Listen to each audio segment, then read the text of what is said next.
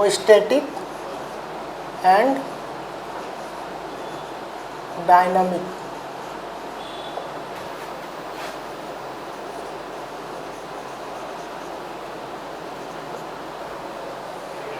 Static and dynamic system, static and dynamic system.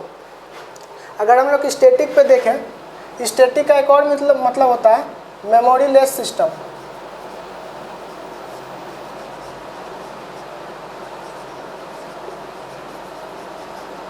Memory less system, static system means memory less system और dynamic system means memory. Dynamic means होता ही memory, ठीक है, इस signal system में।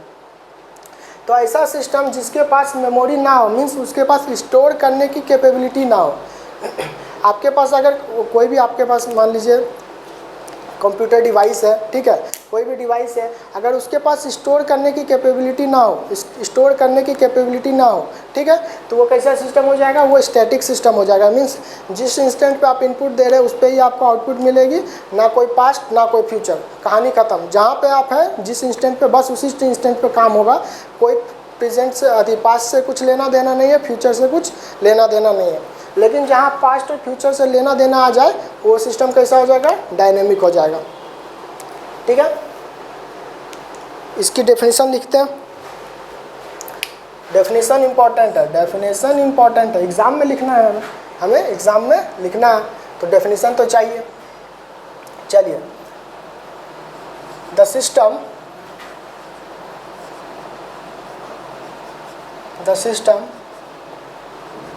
in which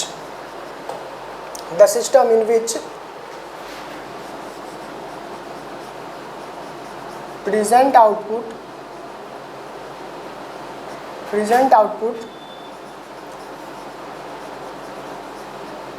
depends on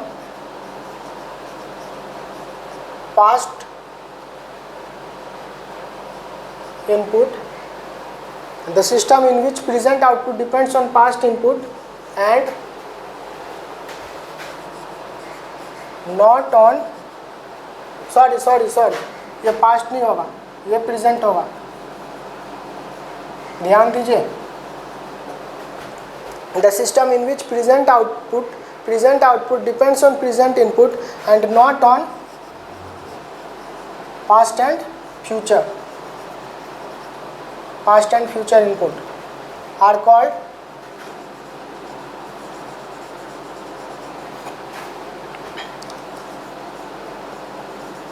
static system.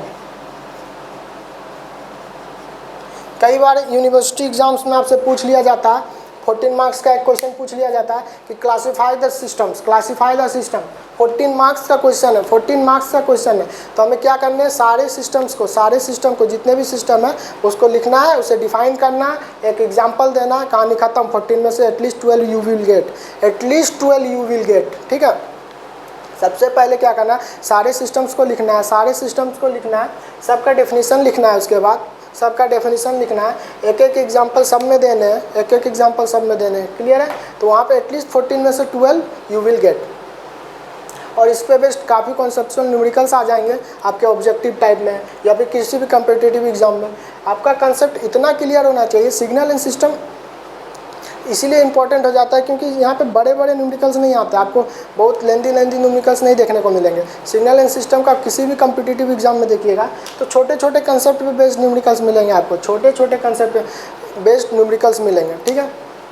तो हम लोग ट्राई करेंगे कि जितना ज़्यादा अपना कंसेप्ट क्लियर कर सके उतना ज़्यादा हम लोग अपना कंसेप्ट क्लियर करना। तो ये क्या हुआ, ये हो गया हमारा स्टैटिक सिस्टम। स्टैटिक सिस्टम क्या बोल रहा है, मतलब जिस इंस्टेंट पे हम लोग ने इनपुट दिया हमें आउटपुट उसी इंस्टेंट पे चाहिए। हमें प्रेजेंट से कुछ लेना, पास्ट से कुछ लेना देना नहीं है और फ्यूचर से कुछ लेना देना नहीं है,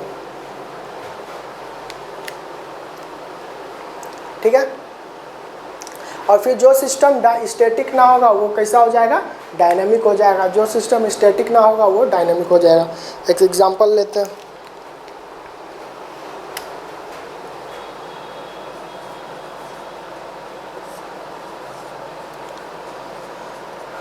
y of t is equals to x of t plus 7, y of t is equals to x of t plus 7। तो x of 0 निकालते हैं तो Y of 0 equals to X of 0 plus 7, X of 1 निकालते हैं, Y of 1 is equals to X of 1 plus 7,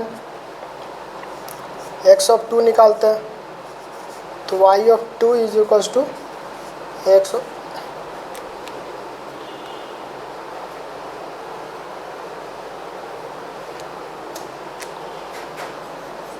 X of 2 plus 7।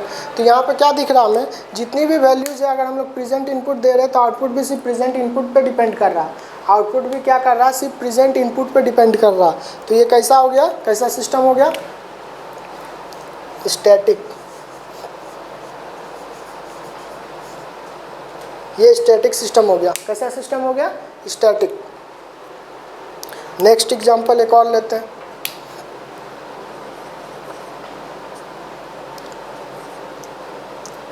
Y of N ले लेते हैं discrete domain में, नहीं तो बोलिएगा सर कंटिन्यूस का क्वेश्चन करा रहे, डिस्क्रीट का नहीं करवा रहे। तो X of N plus 3, X of N plus 3, X of N plus 3, तो एक्स ऑफ 0 अगर इनपुट में दिया तो हमें क्या मिलेगा, डिस्क्रीट डोमेन में हम लोग स्क्वायर ब्रैकेट से शो करते हैं। वाई ऑफ 0 क्या हो गई, एक्स ऑफ 0 प्लस 3 यानी एक्स ऑफ 3। तो ये क्या आ गई, ये आ गई फ्यूचर वैल्यू, ये फ्यूचर वैल्यू पे डिपेंड करने लगा, तो ये कैसा हो गया, डायनामिक। ये डायनामिक हो गया। एक और एग्जांपल लेते हैं,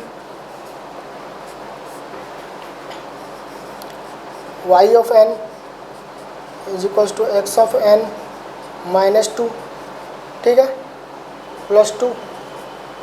तो अगर एक्स ऑफ 0 अगर इनपुट में दिया टी इक्वल्स टू 0, तो वाई ऑफ 0 आएगी, वाई ऑफ 0 कितनी आ जाएगी, x of minus 2, x of minus 2 plus 2। तो ये कैसे हो गया, फिर पास्ट वैल्यू पे डिपेंड करने लगा, पास्ट वैल्यू पे डिपेंड करने लगा मतलब डायनामिक। यहाँ पे देखिए एक बहुत इंपॉर्टेंट कंसेप्ट निकल के आता है। अगर यही हमसे पूछता कि ये सिस्टम काउजल है कि नॉन काउजल है, ठीक है, काउजल है या नॉन काउजल है, तो ये सिस्टम कैसा हो जाता है, काउजल। क्योंकि काउजल की जो डेफिनेशन होती है वो प्रेजेंट इनपुट पे या फिर पास्ट इनपुट पे भी डिपेंड कर सकता है। लेकिन स्टैटिक क्या होगा, स्टैटिक सिर्फ प्रेजेंट इनपुट पे डिपेंड करेगा, स्टैटिक सिर्फ प्रेजेंट इनपुट पे डिपेंड करेगा। तो यहाँ से हम बोल सकते हैं कि जितने भी स्टैटिक सिस्टम होते हैं, जितने भी स्टैटिक सिस्टम होते हैं वो सारे काउजल होते हैं, ठीक है, जितने भी स्टैटिक सिस्टम होते हैं वो सारे काउजल सिस्टम होते हैं, जितने भी स्टैटिक सिस्टम होते हैं वो सारे कैसे सिस्टम होते हैं, काउजल। बट सारे काउजल सिस्टम स्टैटिक हो जाए ऐसा नहीं पॉसिबल है, सारे काउजल सिस्टम स्टैटिक हो जाए तो ऐसा नहीं हो सकता, ठीक है, मे भी हो जाए बट मे नॉट भी। तो हम लोग vice versa is not true, इसको हम लोग नोट डाउन करते हैं इस पॉइंट को।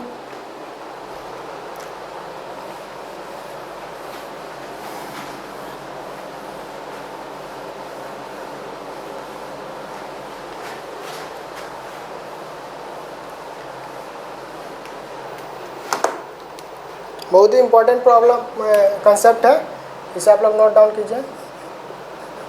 All static system are causal, all static system are causal, जितने भी स्टैटिक सिस्टम है वो क्या होते हैं, काउजल होते हैं। But vice versa is not true, but इसका ऑपोजिट ट्रू नहीं है, ठीक है, इसका ऑपोजिट ट्रू नहीं है। चलिए इसको नोट डाउन कीजिए, all static system are causal but vice versa is not true, इसे नोट डाउन कीजिए।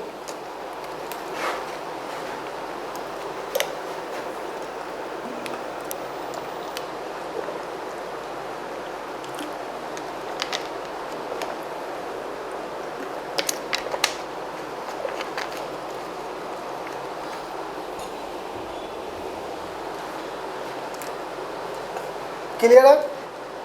तो ये हम लोग ने देखा स्टैटिक एंड डायनेमिक सिस्टम। अब जो नेक्स्ट देखेंगे इसमें एक चीज़ और, जितने भी आपके स्टोरिंग एलिमेंट हैं,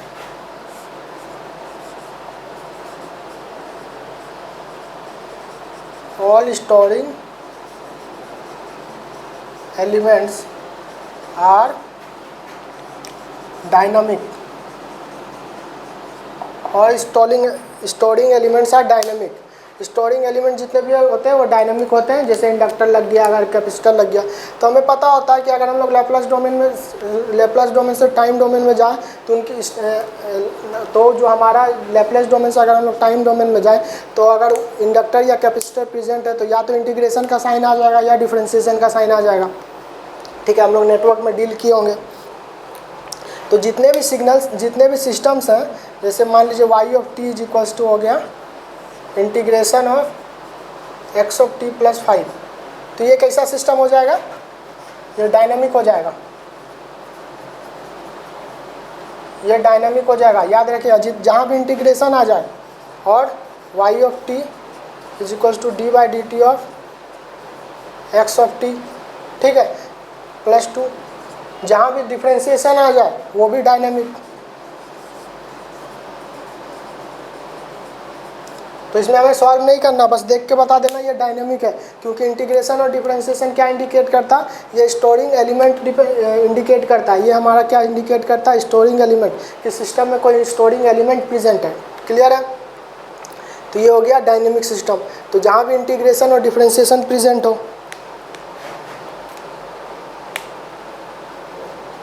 जहाँ भी इंटीग्रेशन एंड डिफरेंशिएशन प्रेजेंट हो, वो कैसा हो जाएगा? डायनामिक सिस्टम हो जाएगा। ठीक है,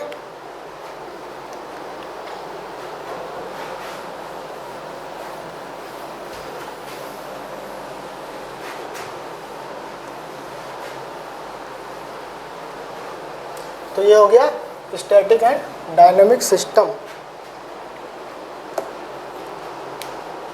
अब आते हैं stable and unstable system.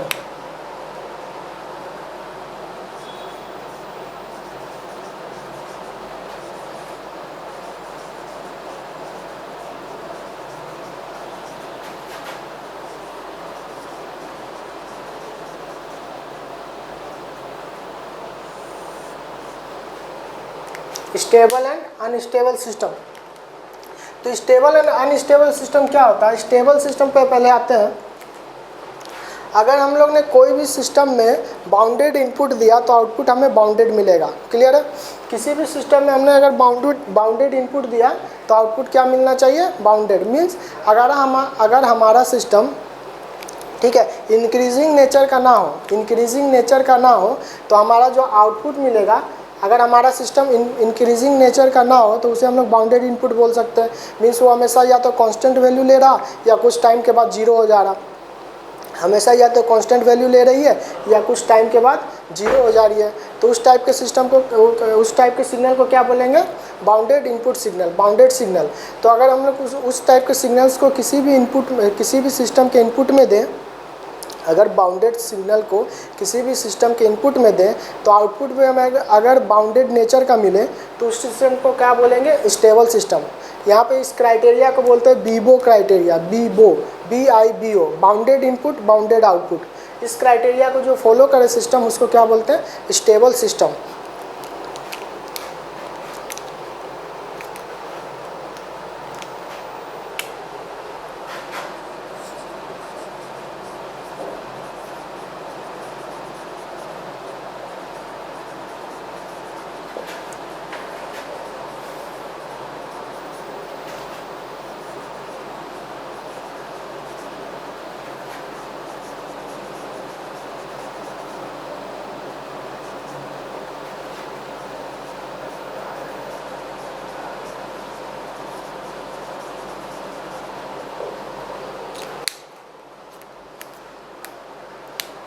Vivo means क्या हो गया?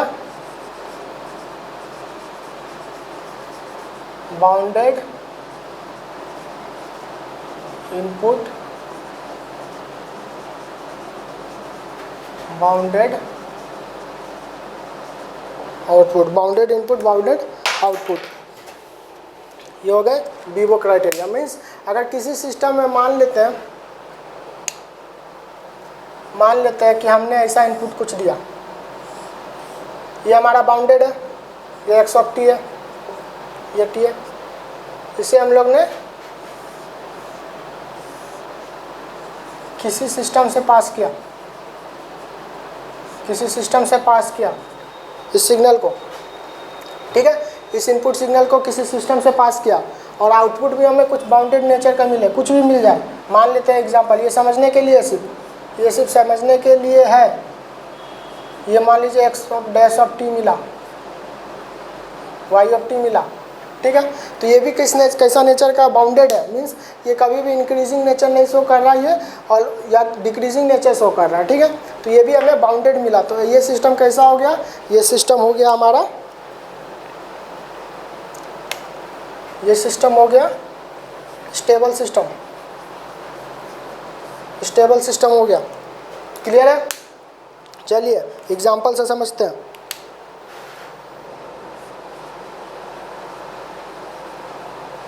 अगर y ऑफ टी हमारे पास है x ऑफ टी का whole square, y of T हमारे पास है x ऑफ टी का होल स्क्वायर, तो x ऑफ टी को अगर हम लोग u ऑफ टी रख दें, ठीक है, x ऑफ टी की जगह u ऑफ टी रख दें, तो u ऑफ टी हमें पता है कैसा होता है, कांस्टेंट एम्पलीट्यूड ऐसा होता है। तो ये भी हमेशा कांस्टेंट एम्पलीट्यूड मेंटेन किए हुए बाउंडेड है, इंक्रीजिंग नेचर नहीं शो कर रहा। तो जो हमें आउटपुट मिलेगा y of T is equals to u of T का स्क्वायर, y ऑफ टी जो मिलेगा वो u ऑफ टी का स्क्वायर मिलेगा। u ऑफ टी का स्क्वायर भी क्या हो जाएगा, कुछ नहीं हो जाएगा, बस u ऑफ टी ही हो जाएगा, क्योंकि u ऑफ टी पता हमें कितनी वैल्यू देती है, 1 वैल्यू देती है, ठीक है, u ऑफ टी 1 वैल्यू देती है फॉर t ग्रेटर देन 0, तो उसके स्क्वायर भी कर दे, 1 का स्क्वायर भी कर दे तो 1 ही आएगा, तो वो भी t ग्रेटर देन 0 के लिए 1 ही वैल्यू देगी। तो ये कैसा सिस्टम हो गया हमारा, स्टेबल सिस्टम हो गया।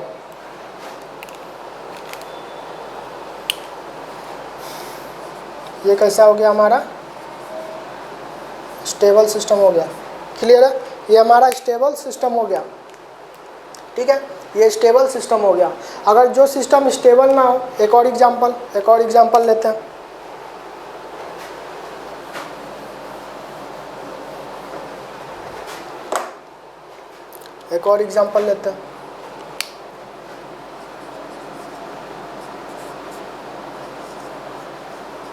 ये सारे न्यूमेरिकल्स हैं, जितने एग्जांपल्स मैं करा रहा हूँ ये सारे न्यूमेरिकल्स है, कंसेप्चुअल न्यूमेरिकल्स है। ऐसा नहीं है कि मैं ये एग्जांपल बोल दिया तो ये एग्जांपल्स ही है, न्यूमेरिकल्स नहीं, ये न्यूमेरिकल्स ही हैं।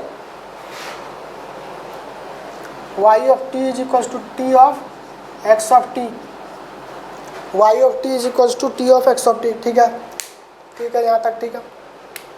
तो फिर से हम लोग अगर इनपुट में ले लें x ऑफ टी की जगह u ऑफ टी ले लेते हैं, x ऑफ टी की जगह u ऑफ टी ले लेते हैं, तो u ऑफ टी कैसा होता है, u ऑफ टी ऐसा होता है,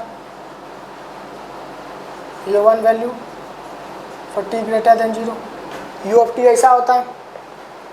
तो यहाँ से जो y ऑफ टी निकल के आएगा, वो टी यू टी हो गया। y ऑफ टी कितनी हो गई, टी यू टी हो गई।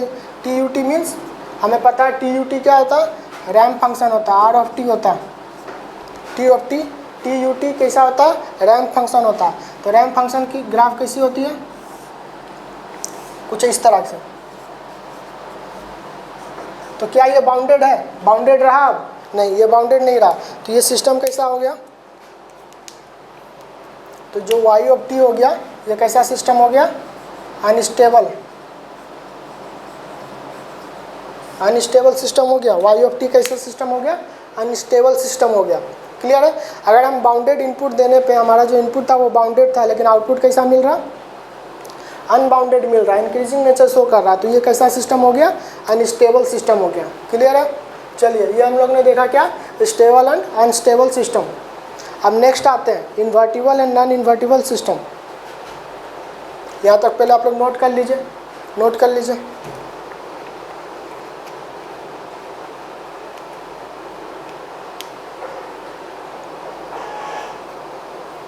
चलिए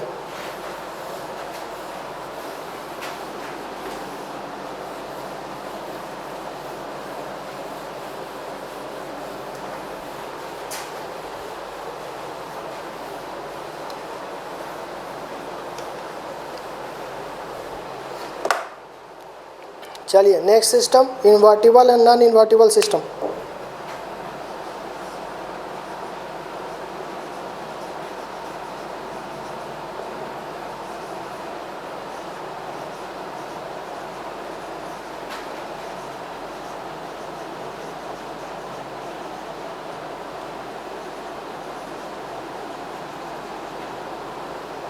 अक्सर स्टूडेंट को ये वाली समझने में परेशानी आती है। अक्सर उन्हें क्या होता है, इन्वर्टिबल और नॉन इन्वर्टिबल सिस्टम नहीं समझ में आता। स्टेबल अनस्टेबल ठीक है, काउजल नॉन काउजल ठीक है, लीनियर नॉन लीनियर भी ठीक है, वो सारे तो ठीक है, लेकिन इन्वर्टिबल और नॉन इन्वर्टिबल में उन्हें प्रॉब्लम आ जाती है। तो अभी इसे हम लोग पहले देखेंगे कि जो चला आ रहा है यूनिवर्सल तरीका, ठीक है, जो यूनिवर्सल तरीका चला आ रहा है उससे समझेंगे।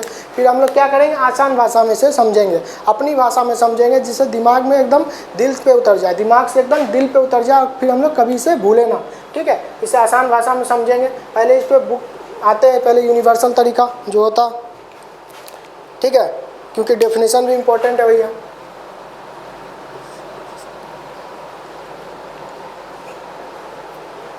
Invertible and non-invertible system.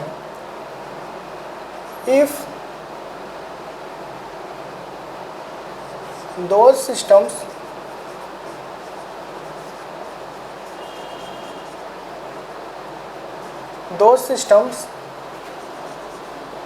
in which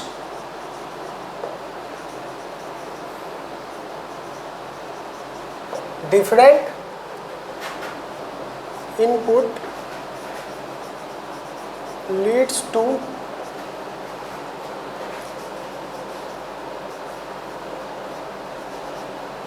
different output, those system in which different input leads to different output, or no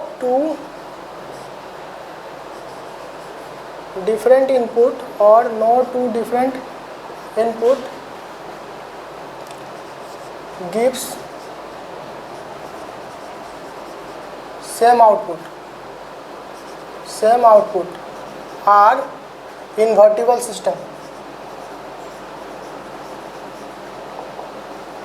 invertible system. Clear है? ठीक है, दो system in which different input leads to different output और no two different input gives same output are invertible system. Clear है? और जो invertible नहीं होगा वो नॉन इन्वर्टिबल हो जाएगा, जो इन्वर्टिबल नहीं होगा वो नॉन इन्वर्टिबल हो जाएगा। तो एग्जांपल से अपन समझते हैं, एग्जांपल से समझते हैं। y ऑफ टी अगर एक्स स्क्वायर ऑफ टी है, y ऑफ टी क्या है, थोड़ी राइटिंग खराब है यार, y of T is equals to X square of T, y of T is equals to X square of T. तो अगर हम लोग इनपुट में एक बार y ऑफ टी दें तो आउटपुट हमें क्या मिलेगा, सॉरी इनपुट में u ऑफ टी दिया x ऑफ टी की जगह, तो ये u ऑफ टी का स्क्वायर मिलेगा। u ऑफ टी का square is nothing but u of T. फिर एक बार माइनस u ऑफ टी दिया तो y टी में क्या मिला, माइनस u ऑफ टी का square, it is also nothing but u of T. तो देखिए दो इनपुट पे क्या मिल रहा, हमें सेम आउटपुट मिल रहा, दो different input u of T और माइनस u ऑफ टी और minus u of T both are different. ठीक है, u of T and minus u of T both are different, but हमें जो आउटपुट मिल रही है वो सेम मिल रही है। लेकिन हमारा ये सिस्टम क्या बोलता है डेफिनेशन, दो systems in which different input leads to different output और no two different input gives same output are invertible system. तो ये कैसा हुआ, इन्वर्टिबल हुआ? नहीं हुआ, ये इन्वर्टिबल नहीं हुआ।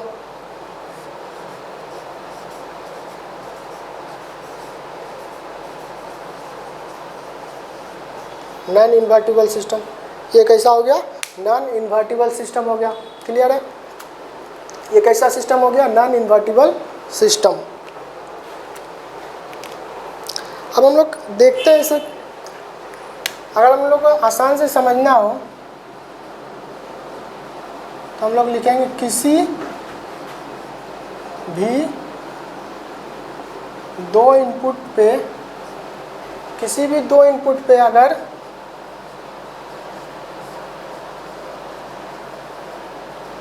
सेम आउटपुट आ जाए, ठीक है, किसी भी दो इनपुट पे अगर सेम आउटपुट आ जाए तो कैसा सिस्टम होगा?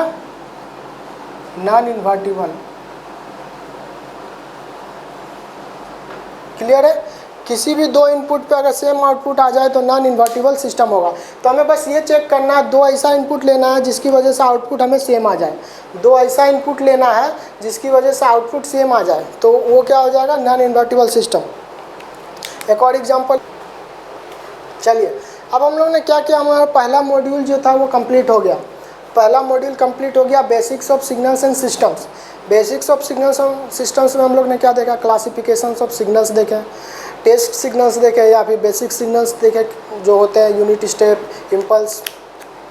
फिर क्लासिफिकेशंस ऑफ सिस्टम्स देखा, क्लासिफिकेशंस ऑफ सिस्टम्स देखा। अब इन सब पे बेस्ड कुछ न्यूमेरिकल्स लेते हैं, ठीक है। तो सबसे पहले लेते हैं, हम लोगों ने एक सिग्नल पढ़ा था, एनर्जी एंड पावर सिग्नल। तो मान लेते हैं x ऑफ n हमारे पास जो है 1/2 to the power n u of n है। x of n is equals to 1/2 to the power n u of n है, ठीक है। इस पे आते हैं, x of n is equal to 1/2, एक चीज़, ठीक है। x of n is equal to 1/2 to the power n u of n है। अब इसका क्या निकालना हमें? Energy. Find the energy of the system, find the energy of the system. तो एनर्जी निकालना, तो एनर्जी क्या होता है? एनर्जी का फॉर्मूला होता है, डिस्क्रीट डोमेन में फॉर्मूला क्या होता है? Limit n tends to infinity summation x of n का whole square n equals to minus n to n। ये हमारा फॉर्मूला हो गया एनर्जी का। तो अब इस पर पुट करते value, limit n tends to infinity summation n equals to minus n to plus n, और x ऑफ n की जगह कितनी है? 1/2 टू द पावर n, इसका होल स्क्वायर।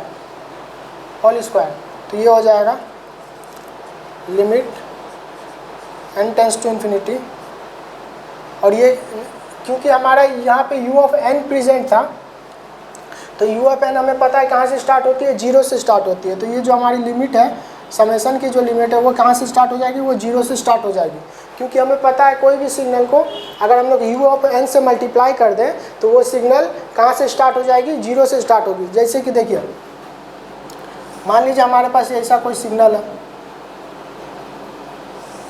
ठीक है, ये कोई सिग्नल है। अब हमें क्या करना है? इसे u ऑफ n से मल्टीप्लाई कर देना। इसे अगर हम लोग मल्टीप्लाई करेंगे तो ये इधर के पार्ट तो 0 है, ठीक है, u ऑफ n लेनी है, सॉरी डिस्क्रीट डोमेन में। चलिए u ऑफ t से ही समझ लेते हैं, ठीक है, ये u ऑफ t है। अब इन दोनों चीज़ को अगर मल्टीप्लाई करेंगे, हम इन दोनों सिग्नल्स को अगर मल्टीप्लाई करेंगे तो यहाँ क्या है? 0। तो ये इस इधर वाला पार्ट मल्टीप्लाई करने पे पूरा 0 हो जाएगा, इधर वाला पार्ट तो 0 हो गया, और इधर वाला पार्ट जो था वो रह जाएगा, ठीक है। उसी तरह u ऑफ n में भी क्या होगा? n लेस देन 0 के लिए तो सारे 0 रहते हैं, n इक्वल्स टू 0 से स्टार्ट होता है, इम्पल्स। तो इधर वाला किसी भी सिग्नल को मल्टीप्लाई कीजिएगा तो उसका लेफ्ट हैंड पार्ट 0 ही हो जाएगा। तो हमारा सिग्नल कहाँ से स्टार्ट हो जाएगा? n इक्वल्स टू 0 से। तो ये लिमिट, क्योंकि यहाँ 1/2 u ऑफ n था, तो अगर इस सिग्नल से मल्टीप्लाई किया तो ये कहाँ से स्टार्ट हो जाएगा? n इक्वल्स टू 0 से, summation n equals to 0 to n। ये 1/2 टू द पावर n का होल स्क्वायर है, तो इसे हम लोग लिख सकते हैं 1/4 to the power n। Clear है? स्क्वायर को अंदर ले लिया, ठीक है। अब हमें पता है कोई भी इनफाइनाइट सम है, ठीक है। इनफाइनाइट सम की वैल्यू कितनी होती है? a/1/a सच डैट हमारा जो a क्या होना चाहिए? लेस देन 1 होना चाहिए, ठीक है। हमारी a की वैल्यू क्या आनी चाहिए? 1 से छोटी होनी चाहिए। तो ये जो आंसर आएगा ये कितना आएगा? Limit n tends to infinity, ठीक है। पहली बात a क्या होगी? a 1/1/a होता है, 1/1/a सच डेट हमारा सिग्नल कहाँ से स्टार्ट हो? 0 से। वहाँ हमारा सिग्नल कहाँ से स्टार्ट होना चाहिए? 0 से। तो ये होगा 1/1 - 1/4, ठीक है। और ये जब सॉल्व करके आएगा ये 4/3 आएगा। ये हो गया हमारा आंसर। ये क्या निकला हमारा सिग्नल का? एनर्जी। ये हमारी सिग्नल की क्या निकली? एनर्जी। अब हमें पता है क्योंकि ये एनर्जी सिग्नल है और इसकी एनर्जी फाइनाइट है, क्योंकि इसकी एनर्जी फाइनाइट है तो ये एनर्जी सिग्नल हो गई। तो इसकी पावर कितनी हो जाएगी? इसकी पावर 0 हो जाएगी। इसकी पावर कितनी होगी? 0 हो जाएगी, ठीक है। क्योंकि अगर कोई एनर्जी सिग्नल है, कोई भी signal both energy and power नहीं हो सकता। अगर इसकी फाइनाइट एनर्जी आ रही है तो इसकी पावर 0 हो जाएगी, क्योंकि पावर क्या होता है? Rate of change of energy. और ये कांस्टेंट टर्म है, इसको डिफ्रेंशिएट करेंगे तो ऑफकोर्स 0 आ जाएगा, ठीक है। तो समझने के लिए हम ऐसे भी समझ सकते हैं। तो ये हो गया हमारा एनर्जी एंड पावर कैलकुलेट करने का एक एग्जांपल, ठीक है। तो यहाँ हम लोग ने क्या किया? एनर्जी ऑफ द सिस्टम निकाला। अगर हमसे कोई पूछ दे कि इसकी पावर क्या होगी, तो इसकी पावर हो जाएगी 0, ठीक है।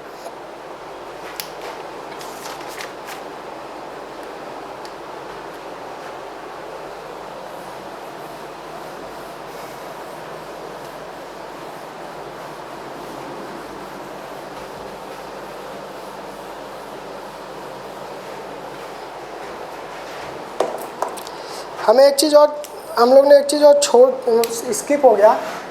एक रिलेशन होता है u of t, r of t और डेल ऑफ t में। क्या होता है कि अगर r ऑफ t को हम लोग लिखते हैं t of u of t भी लिखते हैं, ठीक है। r of t is equal to t of u of t। थोड़ा बड़ा लिख देता हूँ। r of t is equal to t of u of t। Means अगर r ऑफ t को हम लोग डिफ्रेंशिएट कर दें तो हमें क्या मिलेगा? d/r of t upon dt। तो ये क्या हो जाएगा? u ऑफ t हो जाएगा, ठीक है। ये u ऑफ t हो जाएगा। फिर इसे डिफ्रेंशिएट करेंगे तो हमें क्या मिलेगा? डेल ऑफ t मिलेगा, ठीक है। तो एक रिलेशन होता है कि r ऑफ t को अगर आप डिफ्रेंशिएट कीजिएगा विथ रेस्पेक्ट टू टाइम तो आपको यूनिट स्टेप मिलेगा। फिर यूनिट स्टेप को डिफ्रेंशिएट कीजिएगा विथ रेस्पेक्ट टू टाइम तो आपको इम्पल्स मिलेगा, ठीक है। तो इसको नोट कर लीजिएगा।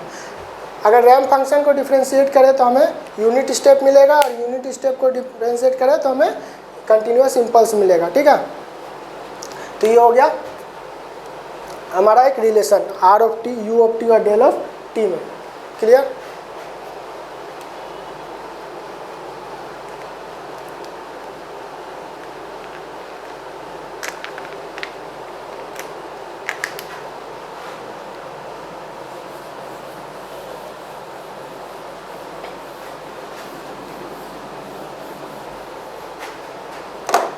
चलिए एक और चीज़ देखते हैं। हमें पता है u ऑफ n क्या होता है। ये इधर u ऑफ n लिया, इधर डेल ऑफ n लिया, n इक्वल्स टू 0, ठीक है। u ऑफ n लिया,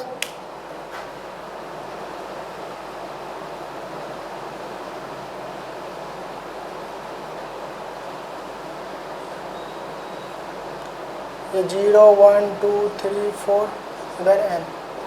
अगर हमें डेल ऑफ n रिप्रेजेंट करना हो u ऑफ n के टर्म में, ठीक है, तो हम लोग क्या करेंगे? अगर मान लीजिए इन सारे वैल्यूज से यहाँ तक की 1 से लेकर इन्फिनिटी तक की वैल्यू अगर हम लोग सब्ट्रैक्ट कर दें, इस पर क्या है? 0 पे इम्पल्स, 1 पे इम्पल्स, 2 पे इम्पल्स, और 1 से लेकर सारी इंक्रीजिंग जितनी भी वैल्यू है सबको अगर हम लोग सब्ट्रैक्ट कर दें तो हमें डेल ऑफ एन मिल जाएगा। हमें डेल ऑफ एन मिल जाएगा तो हमें क्या करना है, ये सारी वैल्यूज़ को सब्ट्रैक्ट कर देनी है।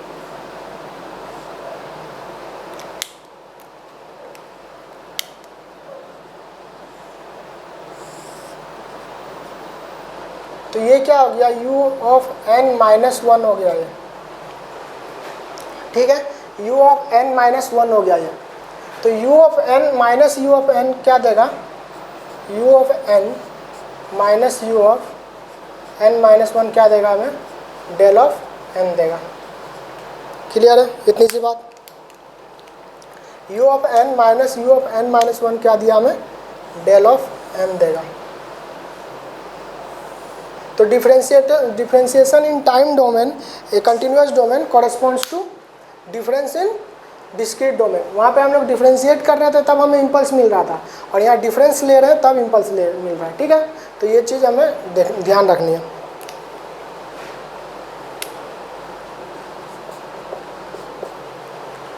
क्लियर, चलिए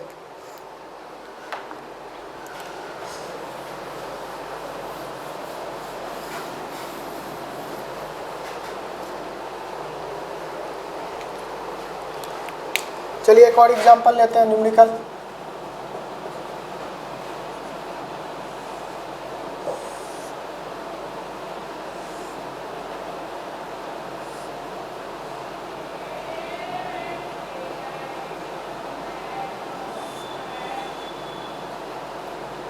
ये मान लीजिए x ऑफ t है हमारा,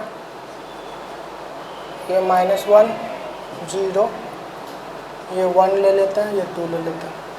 यहाँ तक क्लियर है। ये x ऑफ t है और हमसे किसी ने बोल दिया कि ड्रॉ करो x of 2t plus 1। x of t हमारा गिवन है, तो हमसे किसी ने बोल दिया कि x of 2t plus 1 draw करो। तो हमें क्या याद रखना है, हमें सिंपल सी बात याद रखनी है कि जब भी हमारे पास कोई ऐसा सिग्नल निकालना हो जिसमें शिफ्टिंग भी हो स्केलिंग भी हो, ये +1 क्या डिनोट कर रहा है, ये शिफ्टिंग डिनोट कर रहा है। +1 क्या डिनोट कर रहा है, शिफ्टिंग, और ये जो 2t के आगे में प्रेजेंट है वो क्या डिनोट कर रहा है, वो स्केलिंग डिनोट कर रहा है। तो हमें जो रिजल्टेंट सिग्नल निकालना है उसमें शिफ्टिंग भी है और स्केलिंग भी है। तो हमें एक छोटी सी बात याद रखनी है कि हमें हमेशा पहले क्या करना है, शिफ्टिंग करना है। पहले शिफ्टिंग फिर स्केलिंग,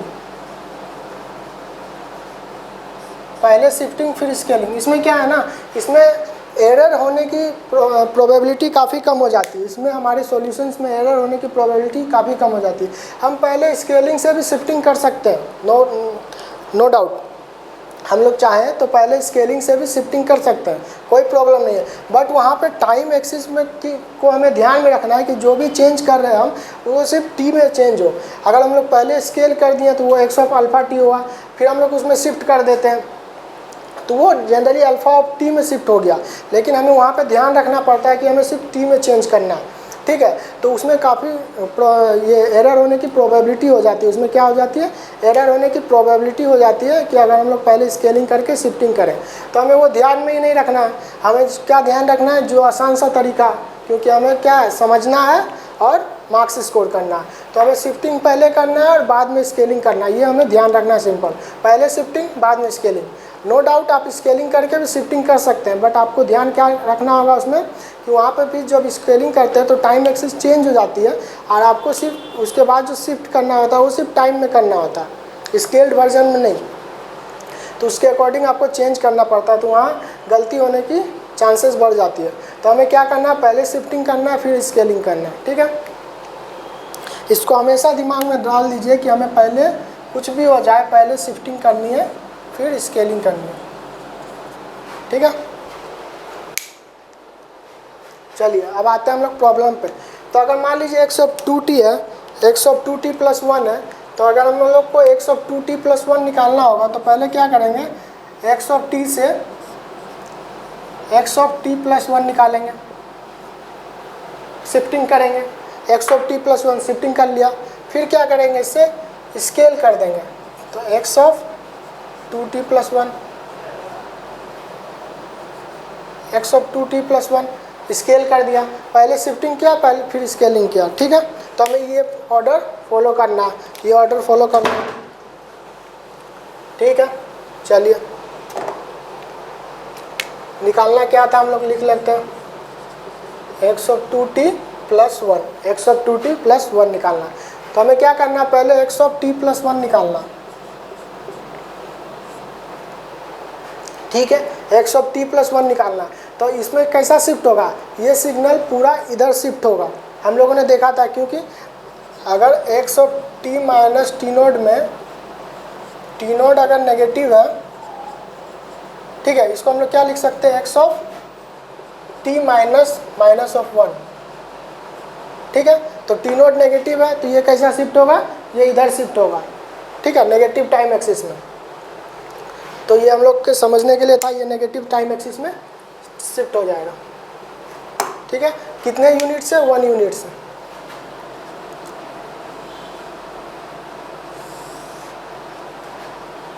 ठीक है। तो ये -1 है तो ये 1 यूनिट इधर आ जाएगा, ठीक है। और ये यहाँ पे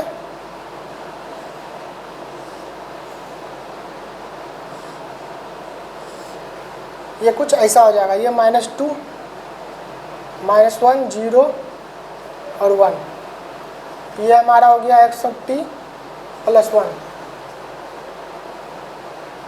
ठीक है। X of t plus 1 clear है, ये हो गया हमारा क्या, एक्स ऑफ t प्लस 1, एक यूनिट शिफ्ट हो गया। अब नेक्स्ट क्या करना, अब हमें निकालना है एक्स ऑफ 2t प्लस 1।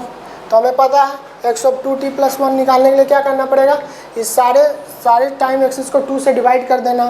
तो इसको 2 से डिवाइड, इसको 2 से डिवाइड, इसको 2 से डिवाइड, इसको 2 से डिवाइड, तो ये क्या हो जाएगा, ये -1 हो जाएगा, ये -1/2 हो जाएगा, ये 0 हो जाएगा, ये 1/2 हो जाएगा। तो हमारा जो रिजल्टेंट सिग्नल है वो कैसा बन जाएगा,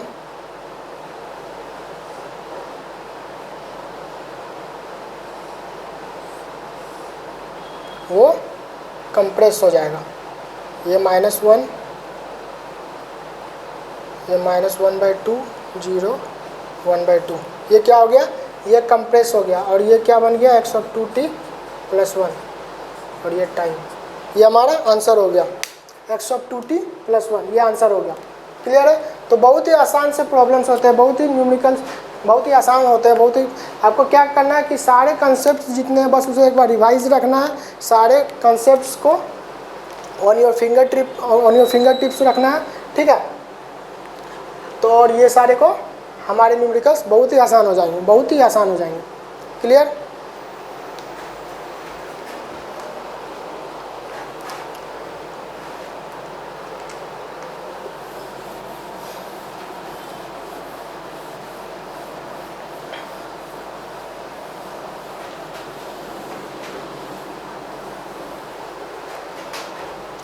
चलिए नेक्स्ट प्रॉब्लम लेते हैं।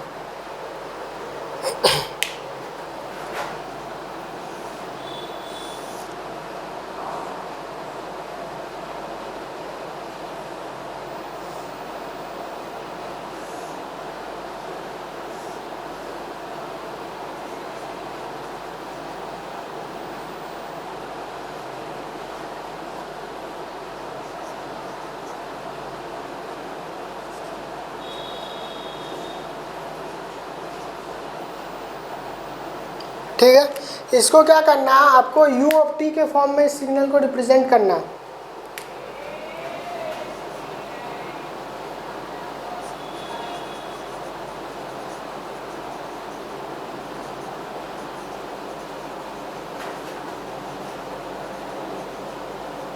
u ऑफ t के फॉर्म में रिप्रेजेंट करना, ये एम्पलीट्यूड कितनी 1, ये एम्पलीट्यूड 2।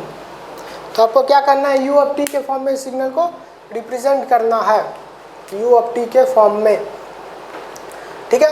तो u ऑफ t हमें पता है कि u ऑफ t क्या होती है, t से ग्रेटर देन 0 के लिए 1 वैल्यू देती है, ठीक है। तो u ऑफ t के फॉर्म में हमें रिप्रेजेंट करना है इसे। चलिए देखते हैं,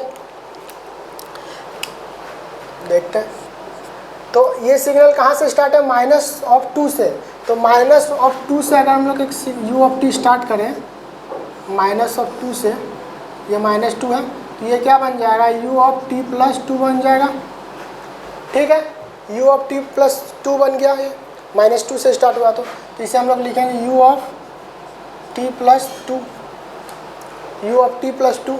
फिर ये -1 पे इसकी एम्पलीट्यूड डबल हो गई, मीन्स एक और यूनिट स्टेप वहाँ पे ऐड हो गया होगा, एक और यूनिट स्टेप वहाँ पे ऐड हो गया होगा जो -1 से स्टार्ट हो रहा होगा, -1 से स्टार्ट हो रहा होगा। तो ये हाइट प्लस ये हाइट, तो हमारा रिजल्टेंट क्या बन रहा होगा अभी फ़िलहाल तक के लिए,